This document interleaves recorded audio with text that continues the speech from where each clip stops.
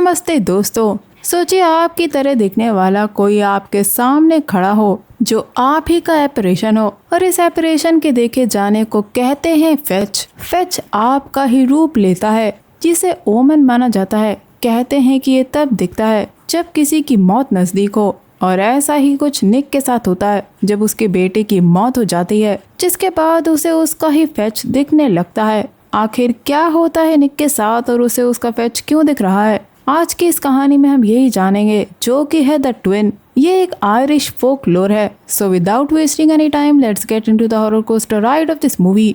कहानी छोटे बच्चे निक से शुरू होती है जो अंधेरी रात में डरा हुआ था, जो कि अपने कमरे में था और वो रूम के दोनों दरवाजों को बंद कर लेता है क्योंकि उसकी ग्रैंड माँ उसे डरा रही थी, जो दरवाजे के बाहर खड़ी थी, जिनके पैर पूरी तरह काले थे। वो निक को दरवाजा खोलने को कह रही थी ताकि वो अंदर आ सके, लेकिन निक दरवाजा नहीं खोलता। थोड़ी देर बाद उसकी ग्रैंड माँ चली जाती है और अब जब निक दरवाजा खोलता है तो निक को खींच लिया जाता है।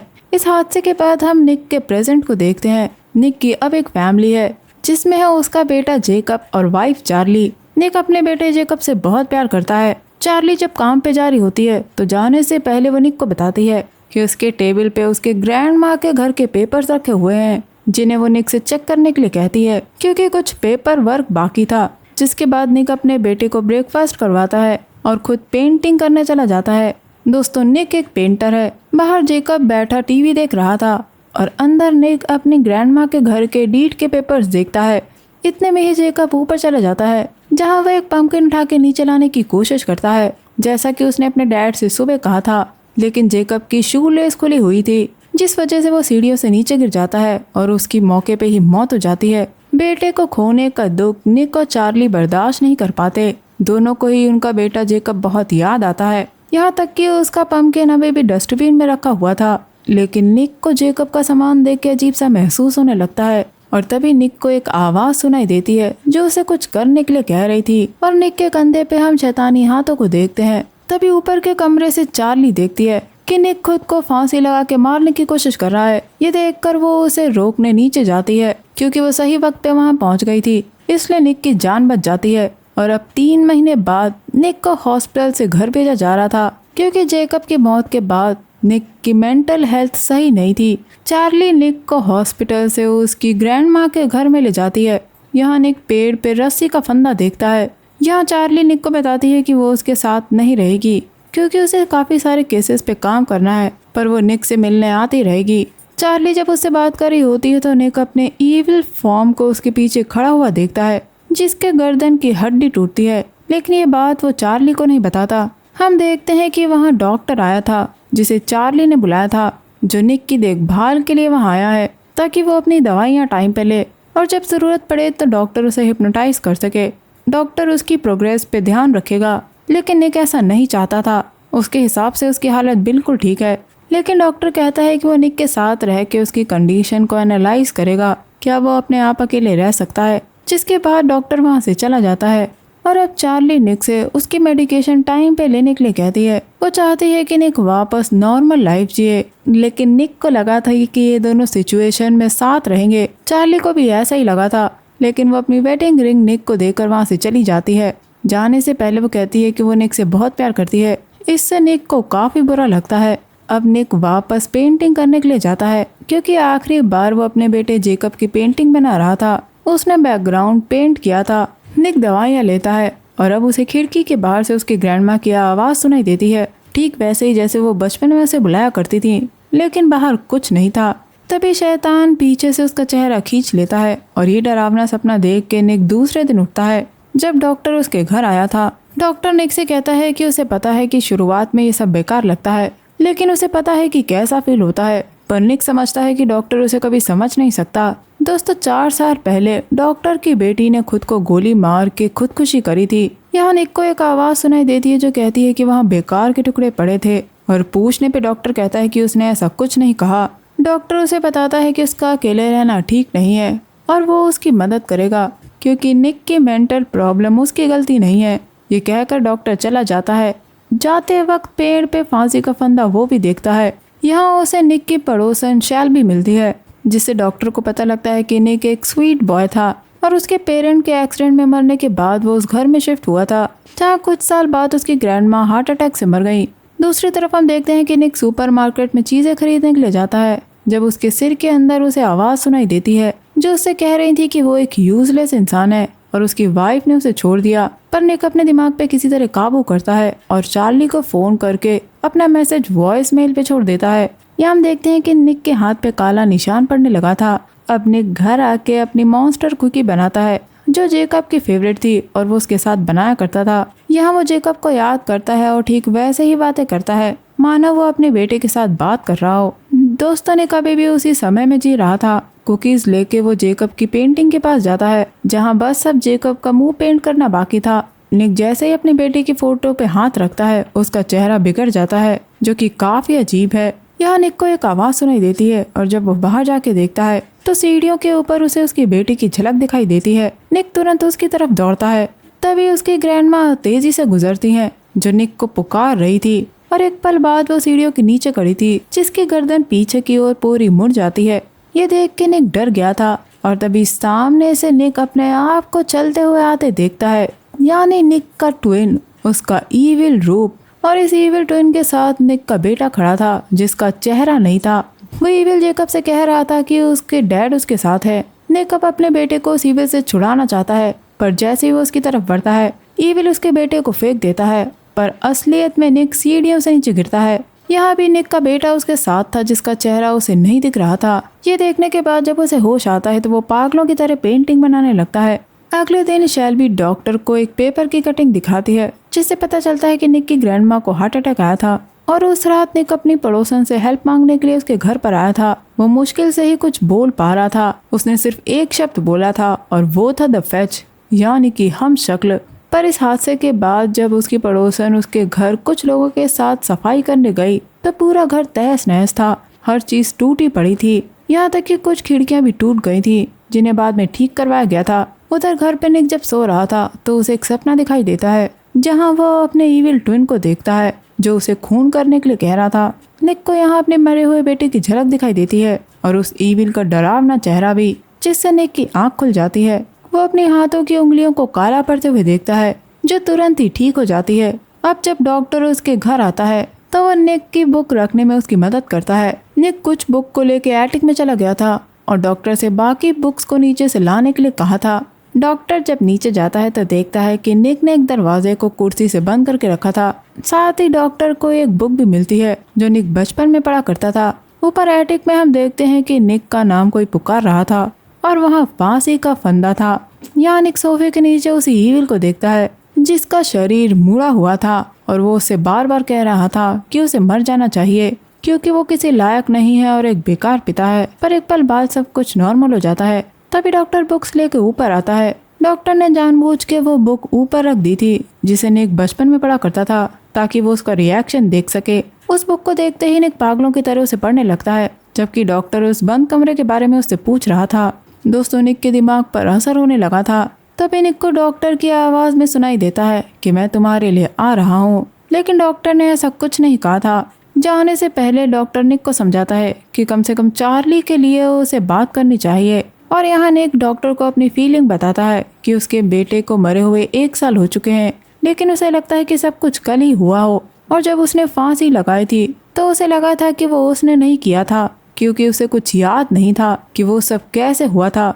बस उसे इतना याद था कि उसकी वाइफ चिल्ला रही थी। निक बताता है कि उसने अपने बेटे का खून खुद साफ किया था और इन सब चीजों का उस पर गहरा असर हुआ था। अब निक डॉक्टर को बताता है कि वह अजीब सी चीजों को देख और सुन रहा है। उसे नहीं पता कि रियल क्या है, लेकिन इससे ज्यादा वो डॉक्टर को और कुछ नहीं बताता। तब डॉक्टर यहाँ अपनी कहानी बताता है कि उसे उस दिन लगा था कि वो पेशेंट को देर तक देख सकता है, जिस वजह से उसे देर हो गई थी। डॉक्टर को लगा था कि कम से कम वो डिनर तक तो पहुंच जाएगा जिससे सब कुछ ठीक हो जाएगा, लेकिन उस दिन डॉक्टर को पता चला कि उसकी बेटी कैसा महसूस कर रही थी। उसने अपने आप की जिंदगी खत्म कर ली थी और पुलिस के पास भी इसका कोई क्लू नहीं था। डॉक्टर और निक ने एक दूसरे को समझना शुरू कर दिया था। डॉक्टर उस रात पार्टी करने के लिए कहता है और पिज्जा लेने चला जाता है और निक खुशी खुशी अपनी बेटे की पेंटिंग पूरी करता है। दोस्तों निक ने एक और पेंटिंग बनाई थी जो ढकी हुई थी। तभी उसे उसका बेटा बैठा हुआ दिखता है। निक अपनी बेटी की तरफ बढ़ता है। तभी उसे क्रैक की आवाज सुनाई देती है और अब उस पेंटिंग में जेकब का चेहरा शैतानी बन चुका था और उसकी फोटो में भी चेहरा बिगड़ चुका था। ये देख के पागलों की तरह निक सारी फोटोज को चेक करता है और सभी फोटोज में जेकब का चेहरा बिगड़ा हुआ था। निक को उसी कार्टून की आवाज सुनाई देती है जो जेकब देखा करता था। ये सुन के निक अपने बेटे की तरफ नीचे जाता है। तभी वो ईविल खिड़की तोड़ के अंदर आने की कोशिश करता है। यहाँ निक अपने आप को ये विश्वास दिलाने की कोशिश करता है कि वो सब कुछ नकली है और एक पल बाद सब नॉर्मल हो जाता है। दूसरी तरफ डॉक्टर चार्ली से मिलता है और उसे वही बुक दिखाता है जो उसे निक के घर से मिली थी। उस बुक की कहानियाँ उसकी ग्रैंडमा बचपन में उसे सुनाया करती थी और ये कहानी है द फेच की, यानी कि ईविल ट्विन। कहते हैं कि जब किसी की मौत आने वाली होती है तो उसको द फेच यानी कि उसका ईविल ट्विन दिखाई देता है। हालांकि ये कहानी मिथ है, लेकिन आप इसे जो भी कहें, रीपर या डेथ एंजल या फिर द फेच, इस कहानी ने ग्रैंडमा की मौत के बाद निक के सबकॉन्शियस माइंड में इसकी इमेज बना ली और निक के बेटे की मौत के बाद उस घटना ने निक के सबकॉन्शियस माइंड का दरवाजा खोल दिया और इस ट्रॉमा ने फेच को उसके दिमाग पे हावी कर दिया। दूसरी तरफ निक भी उसी द फेच बुक में इन सवालों के जवाब ढूंढ रहा था। निक को अपने दिमाग में उसके ग्रैंडमा की आवाज अभी भी सुनाई दे रही थी, जिसे रोकने के लिए वो अपना सर जमीन पे पटकने लगता है। तभी हम देखते हैं कि उसकी रीढ़ की हड्डी से कुछ बाहर आने की कोशिश कर रहा था और अब उसके माथे पे एक बड़ी सी चोट आ गई थी, जिसके बाद उसका शरीर अकड़ने लगता है। निक बाहर जाने की कोशिश करता है लेकिन लॉक नहीं खुलता। यहाँ द फेच और ग्रैंडमा उससे फांसी लगाने के लिए कह रहे थे। निक के हाथ से चार्ली की अंगूठी गिर जाती है। वो किसी तरह अपने आप पे काबू पाता है और अब बाथरूम में जाके अपनी चोट को साफ करता है। तभी उसे चार्ली का कॉल आता है। दोस्तों, यहाँ हम देखते हैं कि उसके सर की चोट इतनी बड़ी नहीं दिख रही थी और अब उसके शरीर में कोई भी निशान नहीं था। यहाँ तक कि वो चार्ली से एकदम नॉर्मली बात करते हुए कहता है कि सब कुछ सही है और उसे घर में कुछ काम है। ये कहकर वो कॉल काट देता है। उधर डॉक्टर पिज्जा लेकर उसके घर पहुँचता है, पर निक ने देख लिया था कि डॉक्टर उसकी पड़ोसन से बात कर रहा था।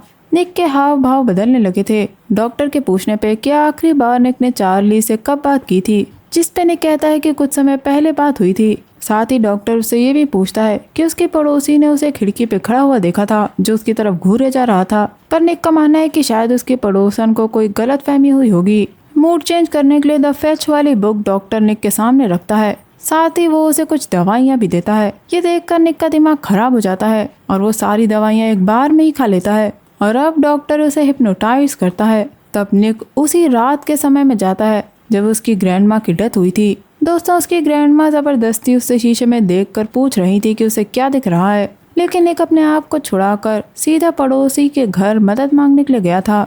यहाँ निक अपने बेटे को ढूंढने की कोशिश करता है। तभी फेच उसका गला दबाना शुरू करता है और उसे टॉन्ट मारते हुए कहता है कि वो हमेशा से एक डरपोक रहा है।